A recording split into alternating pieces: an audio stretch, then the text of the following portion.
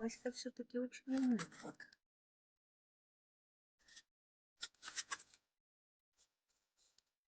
Он это делать умеет. После того, как я отвезла его на стерилизацию, он перестал позволять брать себя на руки. Хотел его занести сейчас, покормить отдельно. Он не дал.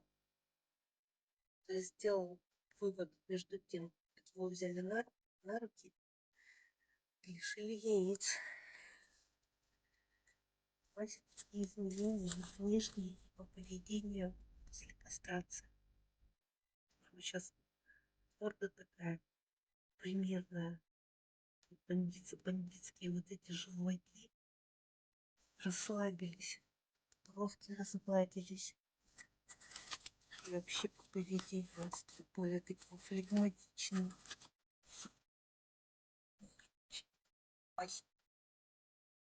Никаких эксцессов, только покормить хотела тебя.